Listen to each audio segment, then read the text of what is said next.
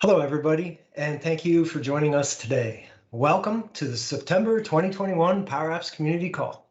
I'm Todd Baginski, and as usual, I'm joined here by my buddy Charles Sterling and all of my friends here in Power Apps land too. Good to see you all today, everybody.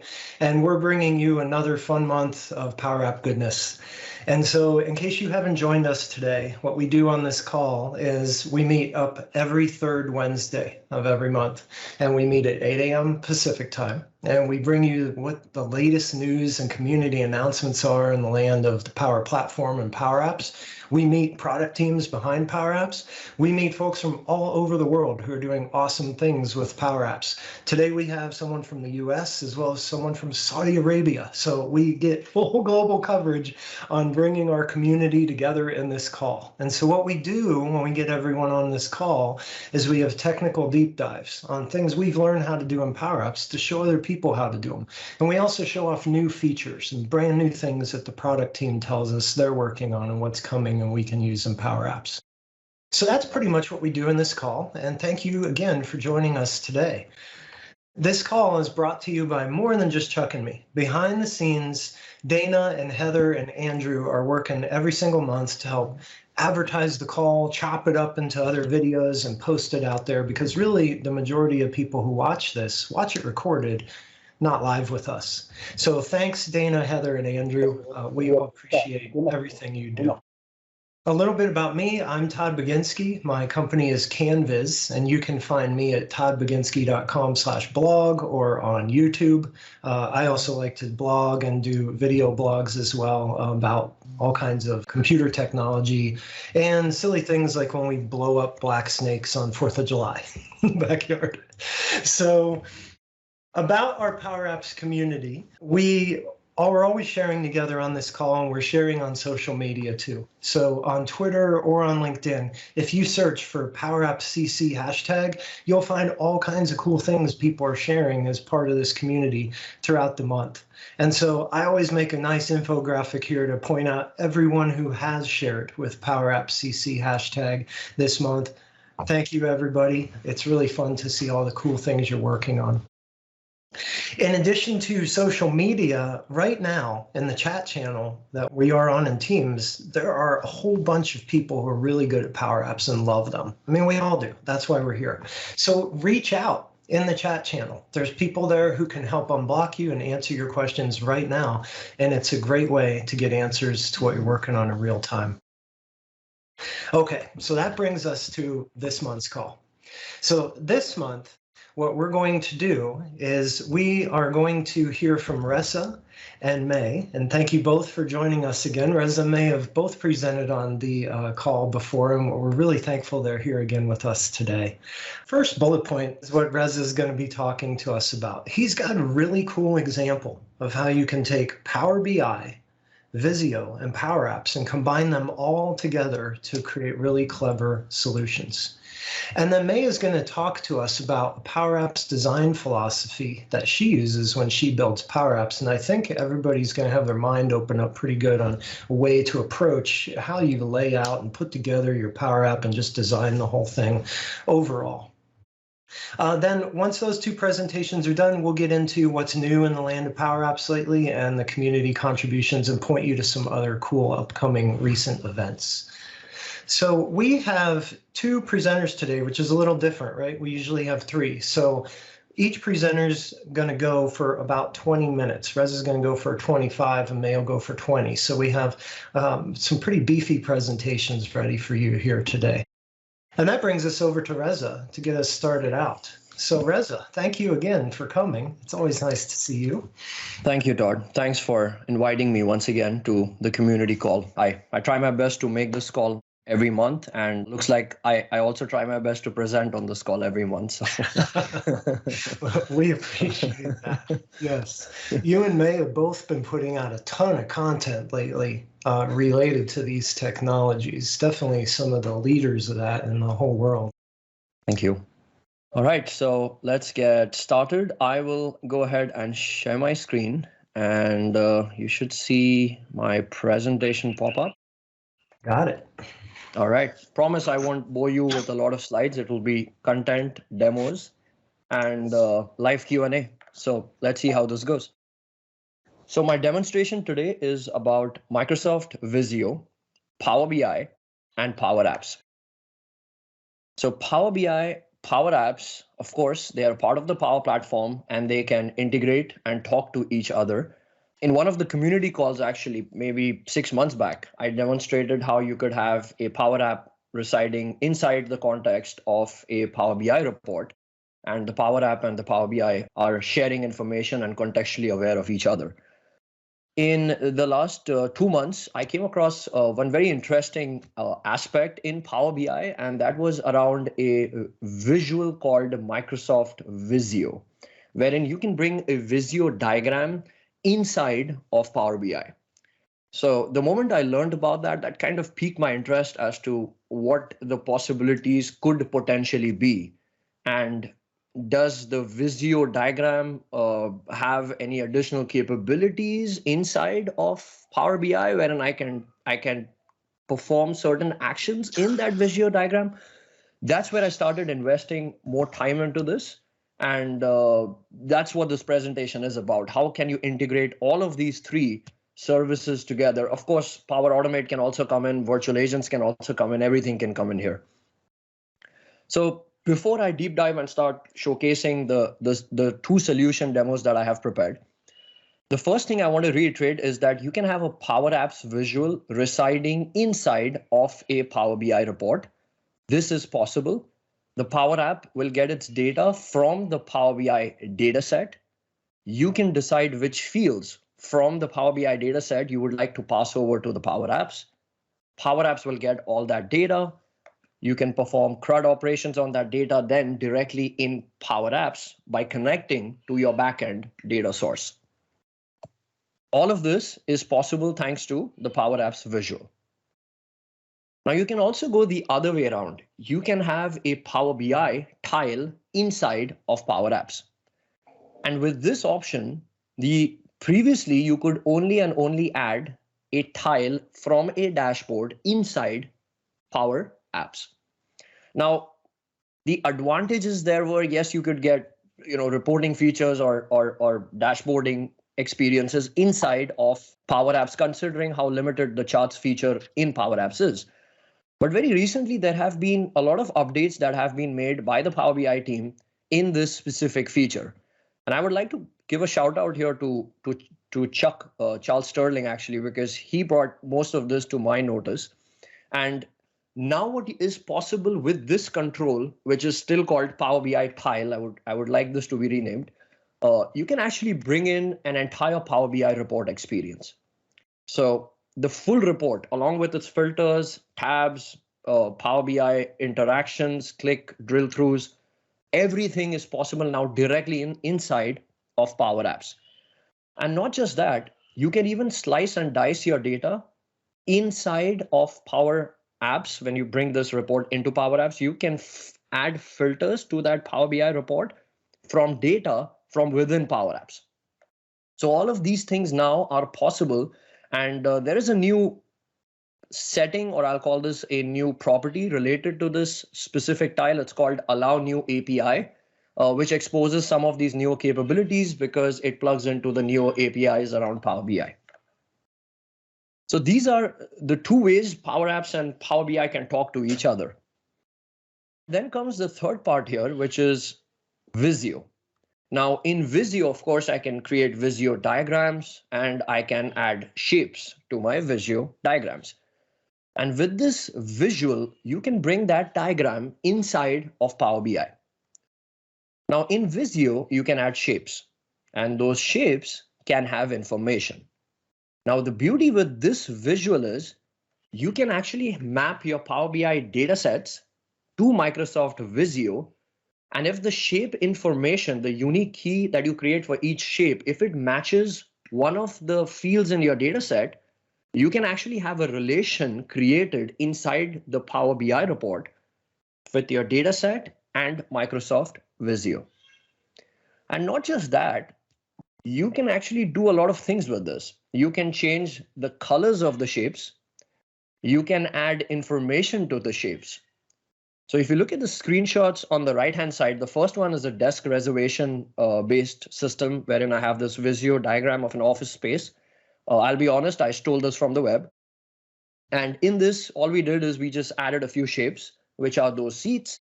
And if you closely observe, those seats have different colors depending upon the sections they are placed in.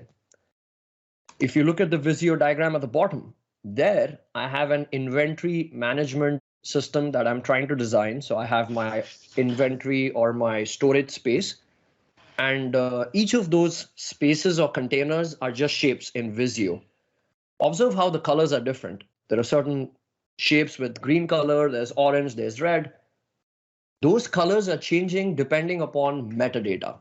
So you can create extremely powerful scenarios by leveraging these features of Microsoft Visio. So enough of slides, let's get straight to demos. So before we jump into my scenarios, let me first show you a very simple example of how you could bring Power BI into Power Apps. So here I have a Power BI report, very simple standard Power BI report. Once again, you can get this sample directly in Power BI. It's called opportunity analysis. So I'm leveraging this sample. Now in Power Apps, if you need to bring in Power BI, we have a control, and that control is under charts. It's called Power BI Tile. And through this, typically what we can do is select a workspace of our choice. We have to choose a dashboard. So I'm showcasing opportunity analysis. So I'll pick this. And then you pick one of the tiles that you've pinned to that dashboard. So let's say I pick average revenue. So it gives me average revenue. So there you go. That's a specific tile in a Power BI dashboard that I can bring in here. But what if I want to bring the entire report experience? Here's my report. You can go to File, go to Embed, and literally just copy this URL. Go back to Power Apps. Under Data, there's a property here called, of course, Tile URL. Just go ahead and replace this with the URL that I captured from there. And if I do this, as simple as this, if I just increase the width, let me preview this. This is the full Power BI report experience directly inside Power Apps with interactions. So if I was to say, show me all the content where partner driven is yes, if I select that, the filter is actually being applied to my Power BI report. I can even switch tabs in my Power BI report. So you can bring in tiles, you can bring in the entire report experience along with the filters. But you can do more. Hey, Reza. Yes, sorry. Questions about this one. I see one popping in chat already from Lise, and she says, do people have access to your app also need access to the Power BI dashboard? That's a good question. So in this case, I'm bringing the report. Of course, they would need access to that report. This is just a reference to that report. So they would need the access. And I know I'm going to get a lot of questions on licensing. So let me call this out right away. You need to have, of course, the license to access Power Apps and the license to access Power BI. So you need both because you're leveraging both of these services. E5 has both of those, doesn't it? E5, yes, it will grant you both. Again, in Power Apps, it depends. It depends on your connectors, of course. As long as you're using the standard connectors, in that scenario with an E5 license, you should be good with this. Gotcha. And another follow-up question here is, this is awesome that you can pull in the whole report now. Yeah. But I'm wondering about data sources. So, we just did a really cool thing with Power BI. Actually, I didn't write the code. Someone on my team did, but Austin wrote some code and embedded Python in the Power BI report, and he used that Python to query DevOps WCL API. So we could pull and do some visualizations with that. And so that's how we're reporting on some DevOps things. With that type of API or any other data source, are there any limitations to data sources and what you can then embed into the Power App? I don't believe there are any limitations here because you are able to get the entire report experience in here. So if you are getting, if that is working in the Power BI report, I don't see a reason why it would not work in this experience. That's really nice to know that there's no limitations on that. So apart from getting the report or the tile, What else can we do inside of Power Apps when I have this Power BI report experience? Well, you can actually apply filters as well. So let me show you one use case here, just one. In my sample here, I have something known as opportunity size. That's one of my fields in my data set in Power BI. These could be calculated measures as well, by the way. So this one has three values: small, medium, and large. If I look at my Power BI report, and if I look at my data set, and let's say I want to search for opportunity size, it is in a table called opportunity, and the field is called opportunity size. Now, can I apply filters to the report experience directly when I come into Power Apps? The answer is yes. And you can add multiple filters here. All you need to do is this: filter, so ampersand filter, I believe it's dollar, ampersand dollar filter is equal to the name of the table. So opportunity, case sensitive, you have to get this right. I have to get it right too. Opportunity, a space is replaced with underscore x0020 underscore Reza. How do you know this? It's all in the documentation. I'll share the link. So opportunity size is equal to, let's say, small. Let's say I do this, right? Show me everything where the opportunity size is small. And with this tile selected, the Power BI tile, I mentioned there's this new property called allow new API. Ensure that this property is turned to true. Right now, I have just fired a filter that says, get me everything from my Power BI data set where the opportunity size is small. So now, if I was to preview the app, observe how the filter is pre-applied to my Power BI report. You can see that it only shows the data where the opportunity size is small. And to quickly make this even more dynamic, nothing stops me from adding a drop down here in Power Apps with all those values, maybe coming from a data source, so small, medium, large. That's my drop down. Let me pick the drop down. This is full Power Apps features parity right here. I can just literally do this, which is put double quotes, building it on the fly, taking a risk, selected dot, come on, value. Think I got something wrong here. I think I got an extra quotes wrong here. Maybe the quotes has to come here. There you go. So let's preview this.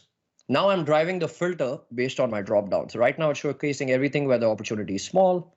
Let's change it to medium. There you go. Right?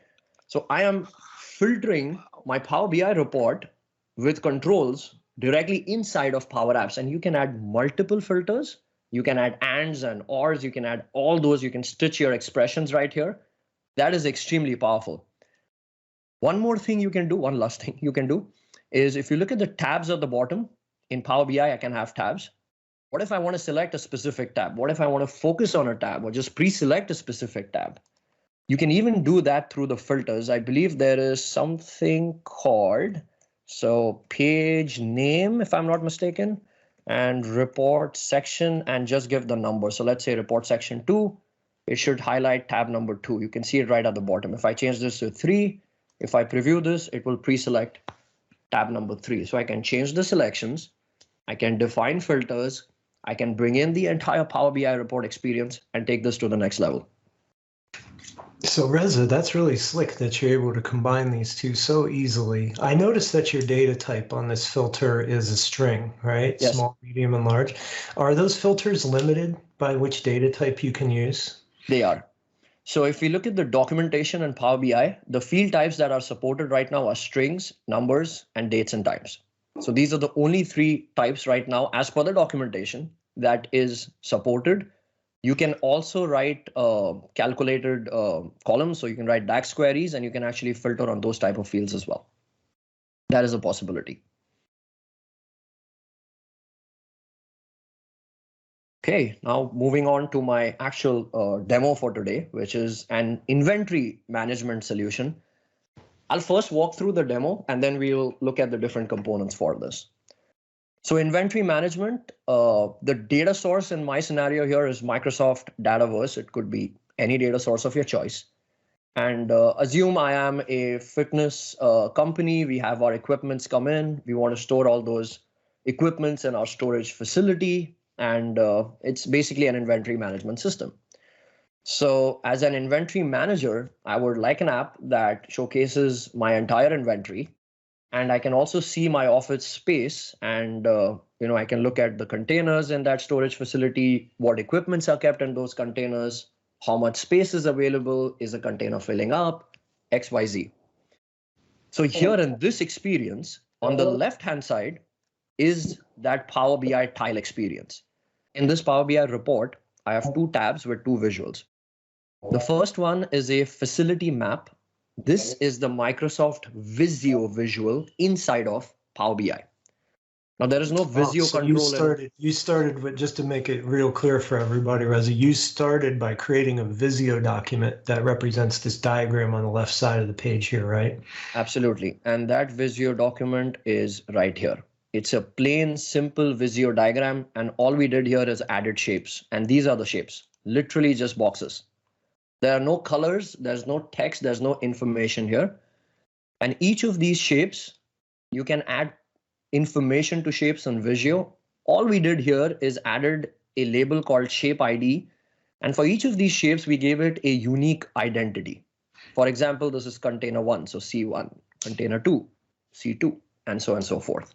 I've got it queued up on my end. Would you like me to demonstrate in Visio how you create the shape? And then, absolutely. Let's show the audience how you can easily create something, an experience like this. Sure. I'll do a much simpler version with maybe just a box or two on it. So here I am in Visio, and so you obviously will need a Visio license to pull this off too. So I'm just going to grab a basic shape like a rectangle, like Reza had on his diagram. So he had one here. And after I add that, I just simply right-click and pick data. And then if I click shape data, it opens this new window here, and I can see there's no data defined here yet. But if I go to data and I say define shape data, well, guess what I can do? So to match Reza's example, you had shape ID, right? And then you had those different data types. And let's say this one was ID 1. Yeah. So now you can see when we click on it, shape ID 1, and to really quickly replicate them throughout your drawing, like Reza had, that U shape, you could come here and then now that one's shape ID 2 and that one's 3. Yeah. So that's how easy it is to create these Visio diagrams. I want to add one thing, Todd, you mentioned about licensing. The maker, the person who's creating that Visio diagram and putting it in Power BI needs a license. They need a Visio plan license. Microsoft did announce that Visio will be a part of your Office subscription. That is coming soon. It will be offered for free, by the way. The consumers of the Power BI report do not need a Visio license. I just want to highlight that. So only one person, which is the creator, actually needs the license as of today, and that will also go away very, very soon. Nice. Okay, so that's my Visio diagram. And all I did is I took that Visio diagram and put it in Power BI. I will show you how. And inside Power BI, once I have that Visio diagram, I connected it to my data set, which is Microsoft Dataverse. Now, as we can see right here, this is showcasing the storage facility. And for each of those shapes, I have certain information, the name of the space, the amount of spaces available, and the square footage of that specific space. And all of these data points here that are being applied to those shapes are coming in from my data source. The colors of the shapes are also changing based upon the data. So let's take an example. Let's take space K right here. This is space K, 100 square footage. It can add around 50 items. So as a store manager or as an inventory manager, I can see space K has 50 spaces available. And this, by the way, is just a gallery in Power Apps on the right-hand side. So if I select this, it will take me to this space and tell me that right now for this space, there's nothing in the inventory. It's empty. Do you want to add things to it? So I'm going to say, yeah, I would like to add. I am a fitness company. So these are the items that my company is potentially going to get in this inventory. So I already have them set up. Let's say I need the Olympic barbell dumbbell set, and I need 30 of these to go in space K. So if I do this and hit submit, that gets assigned to that specific inventory. But now if I go back to my previous screen, my home screen, space K now only has 20 spaces available out of the total space size, which is 50. So if you observe here, the color of that space or the color of that shape has changed. And it's changed to orange. So it's giving me an indicator that this space now has started to fill up. At the back end, I have an availability column, a calculated column that checks how much space is available, total space, available space, just calculate the percentage. And based on that percentage, I'm changing the color. I'll show you how I did it in the Power BI diagram, but that's basically all to this. There's nothing more than that to it.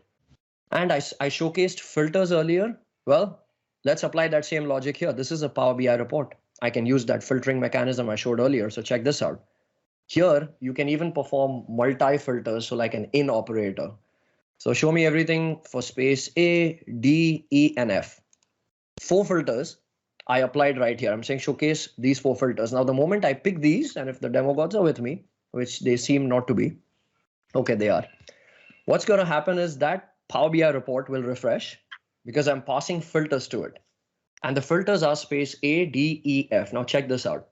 It's going to completely strip out all the formatting for the other shapes because the data set that is being passed to Power BI, which is my visual in Power BI, Vizio, only has those 4 data points. So now as an inventory manager, if I'm focusing on just these 4 spaces, I can clearly see what's going on right here. So that's the beauty of this solution. Now, if I go to my Power BI report, this is my Power BI report that has those 2 tabs. I have another one with a visual as well. But I want to show you the Visio diagram. So if I edit this, this is a Visio visual. And all you have to do literally is go here, go and just import that visual. And if it's already there, just click it and it will add the visual here.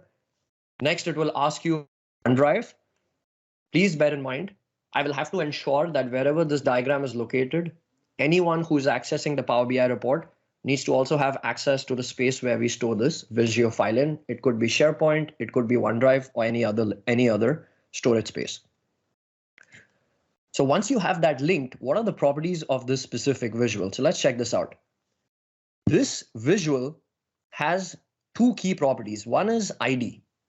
ID is that key property that defines the mapping of the shape to your data set.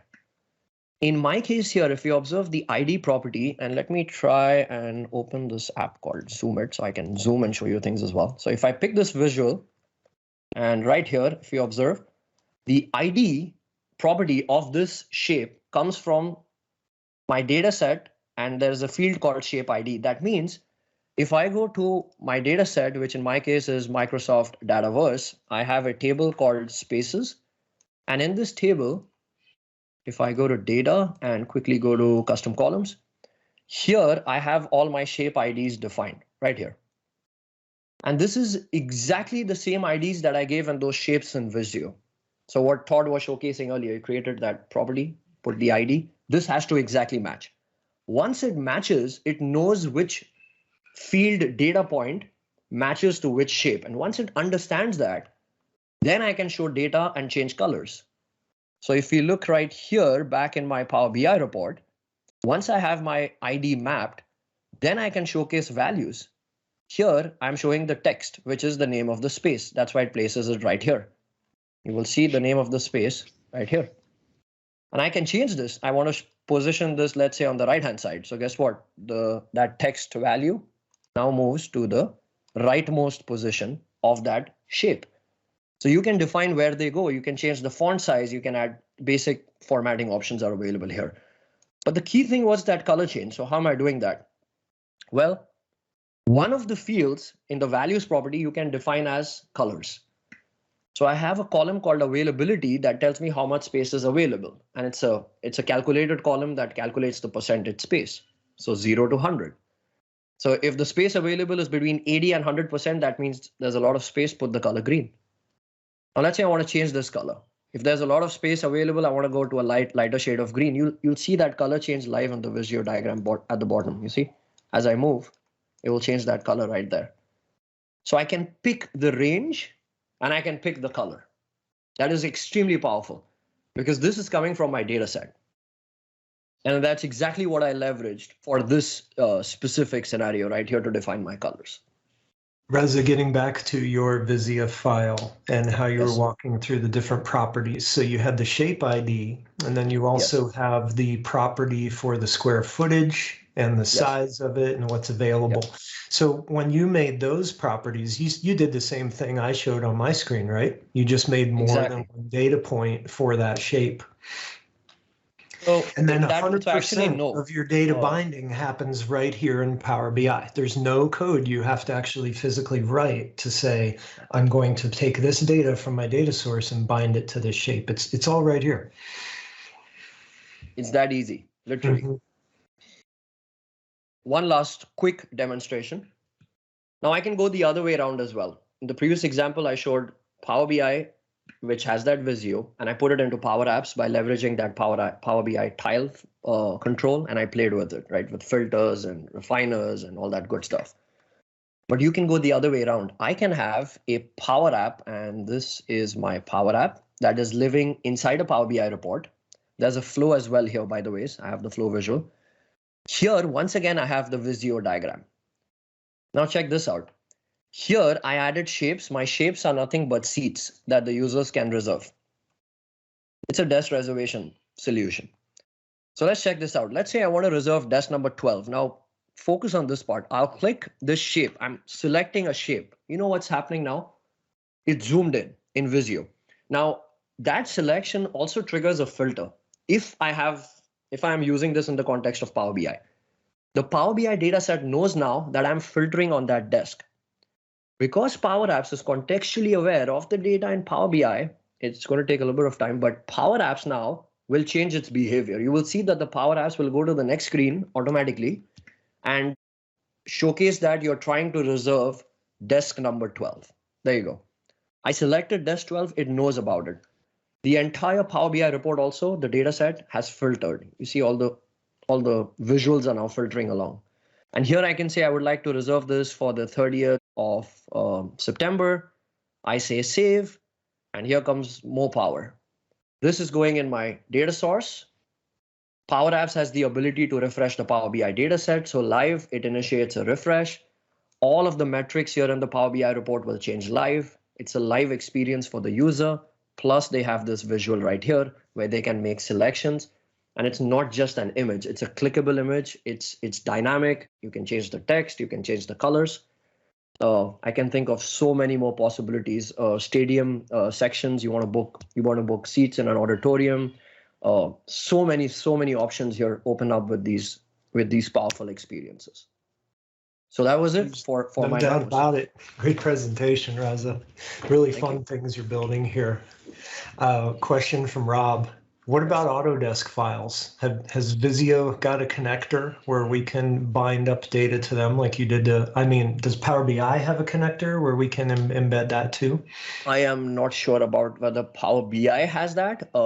From a Visio standpoint, because I've spoken to the product team at Visio as well, who've built this visual as well. I think it only supports the diagrams and up to a certain version as well.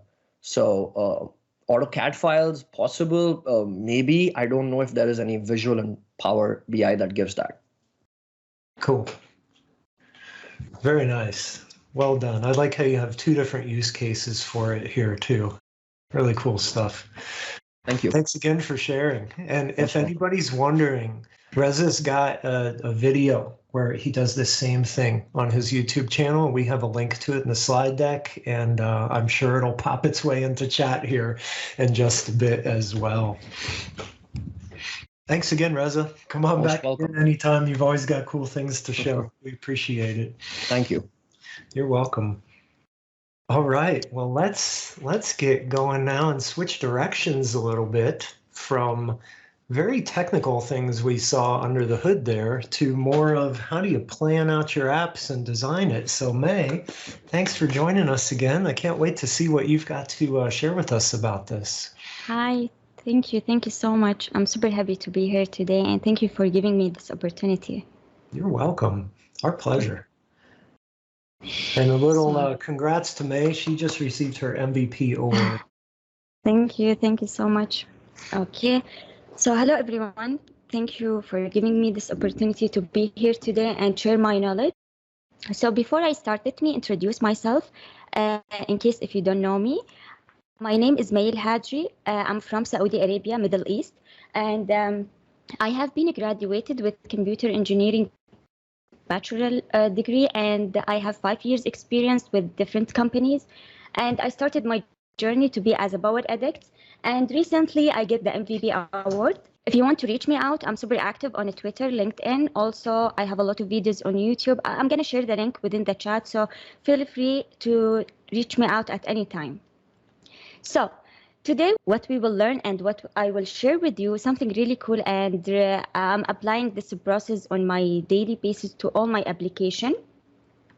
Actually, before we start building any application, let us ask ourselves, what do I need to do before building the application? In my session today, or in our session today, I'm going to go through different area that cover how we can follow a cool process, and it's from value proposition Canvas app. From this book I will give you a book overview. Also, I'm going to cover the customer profile, and there is an area between the customer profile and value map, which is, we call it fit. And if you have any question, feel free to ask within the chat at any time. So let me give you a quick overview about the book. Value proposition design actually will help you to face the core challenge for any business that we are dealing with. Like if you are building an application, if you are building any dashboard. So this book will help you to understand what kind of a process that you need to follow before doing any application, any dashboard, anything that you are working on it. So the question here, who can read this book or who can follow this process? Actually, value proposition design is for everyone, and anyone has been frustrated by any new application, any new product. So I'm going to refer the product to be as an application, because I'm using to build an application, and this is the main product that I'm working on it. So this book actually, it's written by Alex and Eve Greek and Alan Smith and Trish. I'm not sure if I'm pronouncing their name correctly, but I hope so. So also they wrote another book, they call it, let me remember, it's like a business generation. It's similar to the concept of this one, but they are focusing on the business generation model design. Actually, the book, it's like they have 4 main chapters, and they have the first one, which is, we will talk about it today, about the canvas, and they have the second chapter about design, how you can design your application or your product, and the third chapter, it's about test your application or your product and evolve. The value proposition canvas actually has 2 sides with the customer. First, with the customer profile, you can clarify your customer understanding. Also, they have a value map, which is you can describe how you create a value for that customer. And between 2 sections, which is, I will show it to you as an infographic, how you can reach each section and where you can start. And between 2 sections, we have an area, we call it fit, which is when the 2 sections are meet to each other. The question here, why we use this value proposition canvas process? Why do we need to use it? So as per the book, actually, there is the 3 main reasons why we need to use this process. First, actually, you can identify your customers, your end user, what they are working on, what kind of a challenge they are facing, what kind of things that you can help your end user to achieve. This is the first reason. Second one, actually, you can visualize the value you create. It means you can define the most important components of your offering. Like if you are using an application, a dashboard, you can show them like how the automation process will help them in their daily basis. And the third reason, actually, you can achieve the product market fit. This is the graph of the customer or the value proposition canvas. And if you look at it here, actually, we have 2 main sections. The first one, customer profile, and the second one, value map. And I'm going to share with you the link later on that you can download this graph, and if you are working on any application or any project, you can apply it. You can apply this process to your project. So, but now let us go in more details about each section and what should we add here, or what kind of things that I need to focus on it. So if we let's start with the customer profile. So customer profile actually segments in your business model in more structured. They divide it to be as a three main things. We have a customer jobs, we have a pains, that like what kind of a challenge they are facing and what kind they are looking for. So customer profile. But now I will go through one by one of things that we need to add and more about your customer. You need to list here the key tasks your target customer have to complete, like jobs to describe the things that your customer are trying to get done in their work. So for example, if they are facing any challenge or anything wild, so you need to understand more of their jobs, what they are doing. Or this is like a sticky note, or you can print it out, add it to your whiteboard, or you can use a digital whiteboard and add it there and add your notes near to this area. Second one, within the customer profiles, actually, we have a customer pains, which is the most important things. Because when you want to give a product or you want to give an application or the automation process to your end user, you need to make sure that you remove their. So what I need to do, you need to list the pains, their experience, like what kind of a challenge they are facing and to get their job done, like what kind of annoying thing they have before or maybe during or after trying to get their job done. So also you need to list here what kind of risk they are facing. This is for the second one, which is a customer profile here. We need to focus on the value, the customer gains. Here, actually, the gains describe the outcomes and the benefits your customer wants, so which is the most important things, what they are looking for, what kind of things that they are waiting from you to deliver to them. And just list it out here by, like while we are doing meetings with your customer or your end user, you will be able to fill this area. And from there, you will complete the first section from the value proposition canvas, which is customer profile. Now, you need to move from customer profile to the second one, which is a value map. And within value map, actually here, you will focus more about or what kind of things that you need to describe here the features of a specific value proposition in your business models. And here actually it's more structured and in more detailed way. And if you look at it here, actually we have three main points.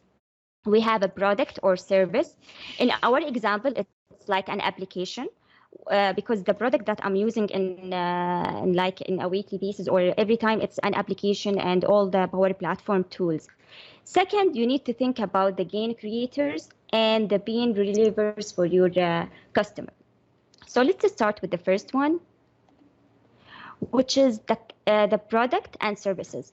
Here, you need to list out the ideas, like what kind of things that you can give to your end user. Like, for example, if the user come to me, like I'm using the whiteboard to add my employees there, and every time I need to move the asset from the whiteboard by using a paper, which is really the old way. And here I need to think about what kind of solution or what kind of ideas that I can support my end user. And I need to list out here, for example, I'm going to use a Power Apps for as an input things. I will use a Power Automate to automate the flow and so on. So here you need to list out your products, what kind of things that you will use during your project journey. Then you need to list out here the pain relievers, which is mean you need to think about how you will remove the challenge of the user. From the customer profile, we already have a list like what kind of a challenge or risk they are facing. Here you need to remove this. You need to think about things that will help them to remove it. Third part, which is gain creators. Here you need to describe how your project or how your application and the whole process you create to your customer that give them a value. Focus on those are relevant to the customer and where your product and service can make a difference. So this is really cool things because you need to follow this process and to avoid any mistake, to avoid any human error while you are building your application. Because I really face this problem every time when any end user come to me that I wanted to have this application. And for me, I'm a power addict, so I will for sure build an application. And I never thought about what kind of step that I need to think about before saying yes to the customer or to the end user. I need to think about things that will help me to avoid the mistake and to understand my end user before building any application or any dashboard to them. So the last point that we can achieve, which is fit area. So with fit area here, when you have this one done, and when you have the value map already done and your customer or the end user happy, you can achieve this area, which is fit area here. So I can share with you the link. You can download this one from the link. It's free to use. And also I'm going to share with you the link. There's a lot of free online sources that will help you to understand more and more. And there's another 3 chapters actually explain like a design, what kind of steps that you can follow after this value proposition canvas. But now I would like to share with you one video. Let me share it just a minute. It's really a cool video that will help you. Let me open it here.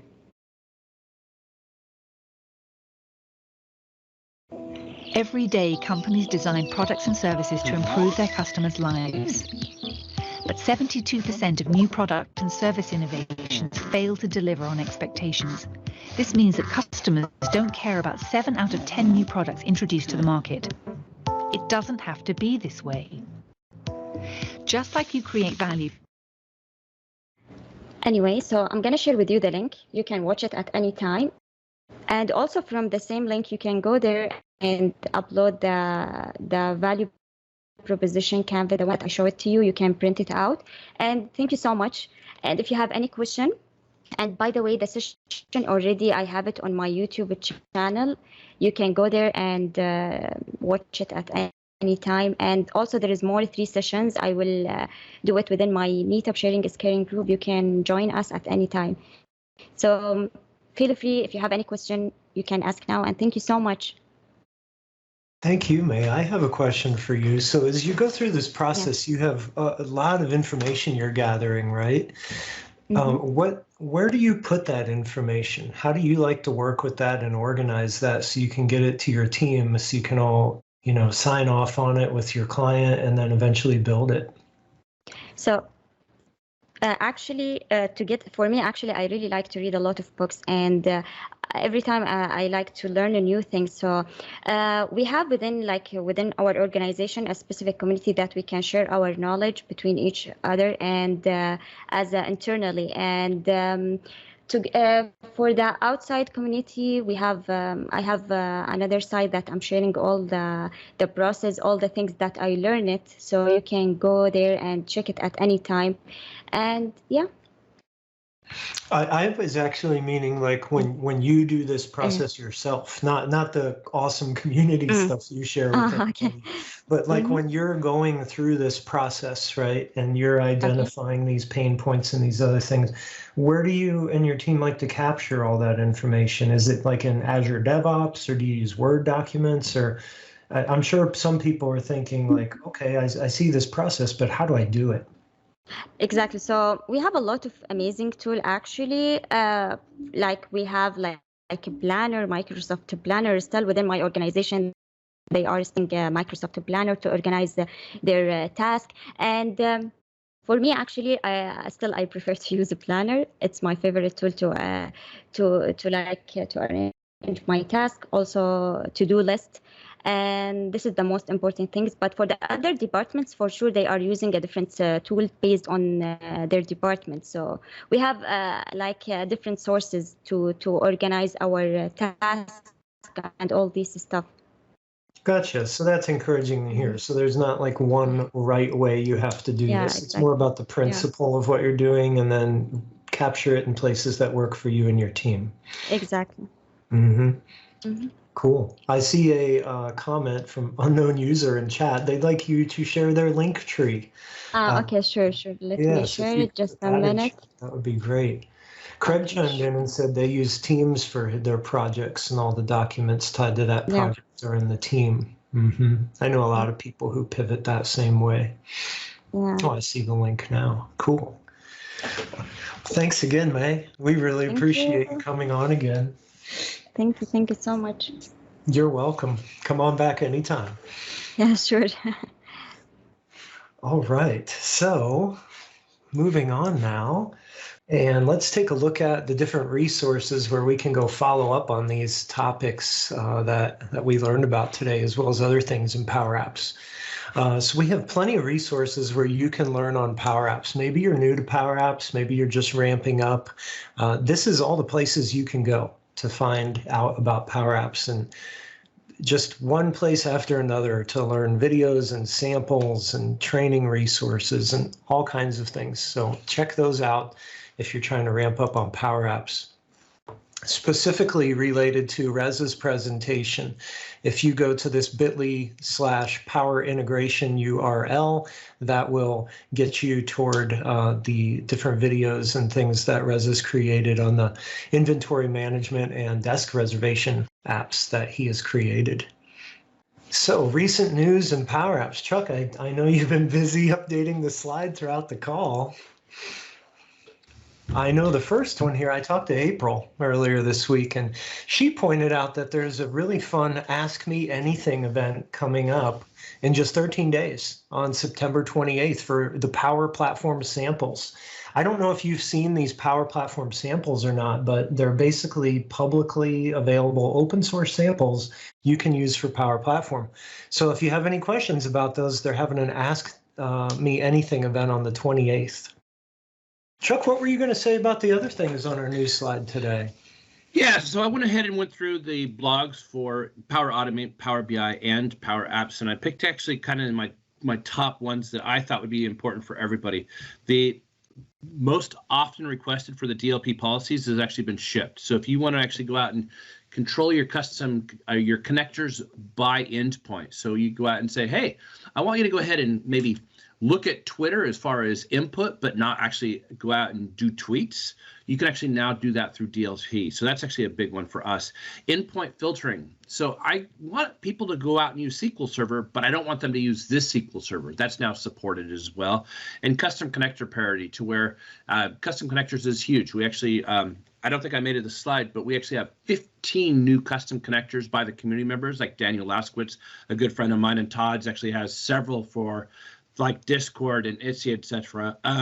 They now have parity in DLP where I can actually control them just like it would be a Microsoft connector. So that's huge. And then lastly, the one that me and Todd are probably the most excited about, we've been trying to get Varda on this call, is writing PowerFX formulas with natural language. It just hasn't worked out with their schedule. We're going to continue trying. And I've actually created quick links for all three of those. Todd, back to you. All right. Thanks. You're the master of the quick links. You know that? I've created enough of them, and I have to apologize to Brian Dang. Is at Microsoft you have to actually put a secondary owner. So during these calls, he probably gets, it's actually Chuck's bio, Ralph. He probably gets like 15 new quick links every one of these calls that I create in real time during the call. So anyway, you must have the record. I'm probably pretty close. Cool. All right. All right, that's it for the news this month. Let's chat a little bit about other things going on in the Power Apps community, because it's not just this call where you can learn great things about Power Apps. Chuck, this one's coming up here. I saw you added this slide, the Biz Apps Latam Summit, huh? Yeah, so me and Reza Dorrani are actually going to be doing Reza's presentation, but in much greater depth. We're actually going to be talking about when you would actually use that tile versus actually some of the other alternatives. And we're actually going to be co-presenting at this summit, and we're going to be presenting at the next slide as well. But this is actually presented by people on this call. So I don't know if Christian Abada is on this call or some of the other organizers, but it's actually literally organized by people who are actually, un poquito no más, Fernando. The presentation will be in English for me and Reza. I might be able to work my way through it. My wife is Colombian, by the way.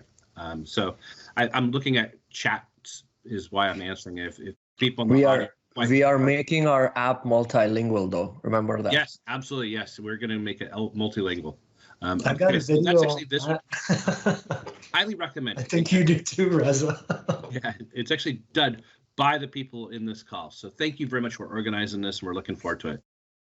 So May was actually going to do her value proposition-based presentation for the Vancouver Summit, and I wanted to see her early, so she did it here for me. So thank you, May. So what we're going to do for the Vancouver Summit, she actually has an amazing presentation on using Canvas app controls. And if you wanted to actually see May more, next Thursday, we have an opportunity to see her at the Vancouver user group. So I highly recommend that. And there's the quick link for it, and it's actually 6 p.m. PST. So do show up. She always brings it, always has a great show. All right, this is back to you, Todd. All right. So another call that is much like this one is the Power Addicts Hangout. And if you go to wearepoweradicts.com, or if you look for the hashtag Power Addict on Twitter or LinkedIn, you're going to find tons of content from all of us who identify as a power addict because we love this stuff. So check out that call too. And another Reza in my life, actually it was Reza before Dorrani. Reza Rad actually goes out and puts on some of the best conferences in the world. He's actually doing his second Power BI Summit, and me and Reza Dorrani actually are presenting once again for Reza Rad at the Power BI Summit. Right now, it's actually only open for presenters.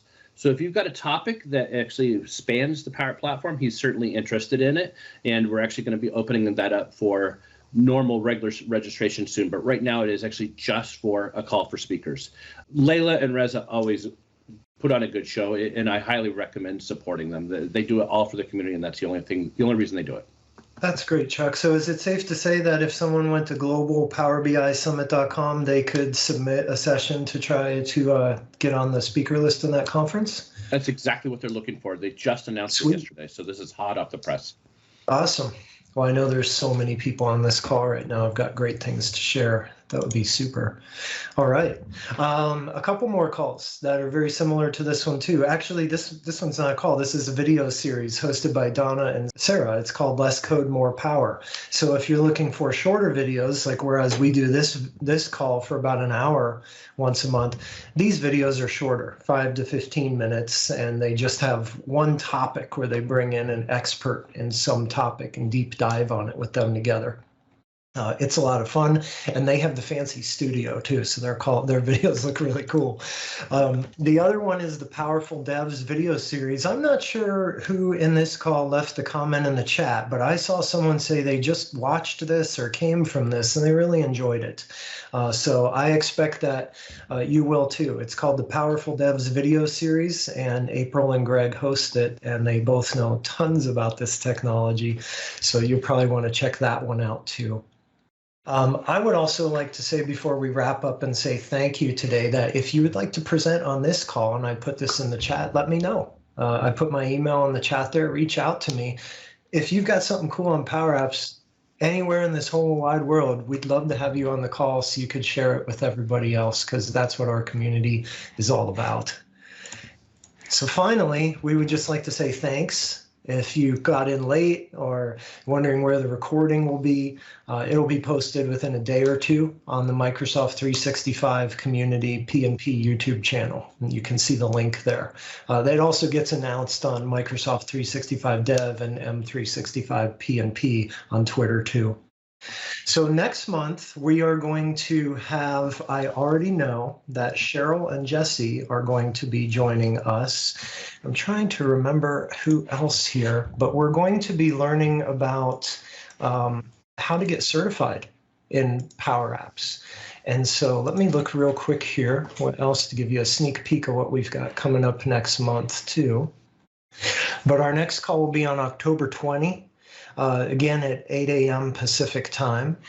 And so, oh yes, This is cool. So it's all girl power next month. We've got Cheryl Netley, Jesse Navaranjan, and Michelle Wong. And Jesse and Michelle have both been on the call before. So Jesse and Cheryl, again, are going to be showing off things related to how to get certified. And Michelle is going to bring on her cool new game called Pokemon Bubbles. So we have some more of that light fun next month, too. So we hope you can all tune in again and join us. And thanks again. We really have a good time doing this for y'all every month. Have a good one. Thanks, Todd.